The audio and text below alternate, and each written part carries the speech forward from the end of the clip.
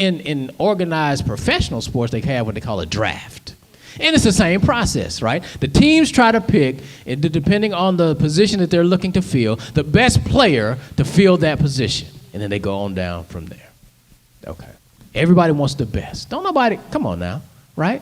If you're trying to win, you want the best players. Am I right about it? Well, let me tell you something about this team, the winning team. Not just a winning team, but the winning team. That whole team started out with people who were not the best of the best. As we're looking at the chosen, and we'll get to in episode 4, right, at the end of that, Jesus starts to pick up his disciples, right? So, and when we get to episode 5 and beyond, we'll see him continue to build his team, right? He didn't pick the most learned. He didn't pick necessarily the most quote-unquote religious leaders. He picked ordinary people. In fact, he picked people that nobody else would pick to be on their team. He picked Matthew, who is a tax collector, who, if you saw what we looked at this morning, he said tax collectors are hated, not just disliked, they are hated. Why? Because they have betrayed their own people. And he said that, we're hated more than the Romans. And the dude got ready to pull it. So, hey, man, don't know something. He said, hey, you were born Roman. I chose to be a tax collector. But Jesus chose him to be on his team. Now, we know that Jesus is building this winning team, and so he's like back and say, why would Jesus pick somebody who don't nobody like? In fact, not only do they not like him, they hate him, and he's been cheating these people for all this time, but Jesus picked him to be on his team. Because Jesus don't pick like we pick. We'll pick based on looks. We'll pick based on talent. We'll pick based on things that we can see and observe. But Jesus is looking at the potential and the heart.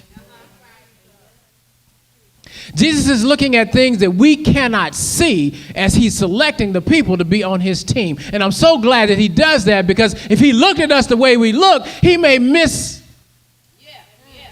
the boat. Because we can look like we got it all together. We can look like we belong on the winning team, right? Because I can go and get my hair done. I can go and get my nails done. I can go and get me a fly fit, right? And I can look like I need to be on your team. And all the while, I'm doing this for me, not for you.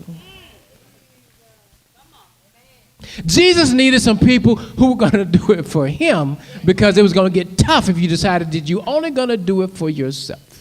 There are going to be situations and circumstances when, if it was for you, you're going to back out because this is too hard. I'm not giving up. No, I got to die. No, I got to die? No, that's okay. I'm cool right here.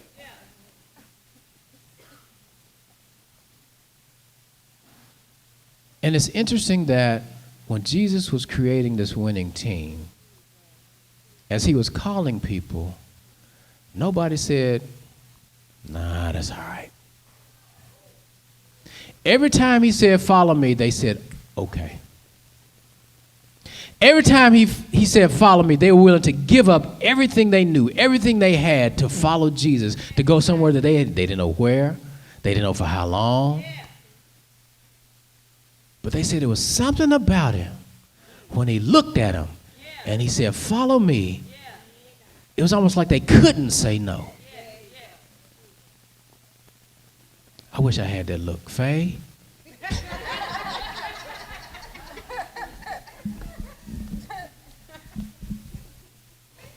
Every now and then I can get that look, but it's rare. It's rare.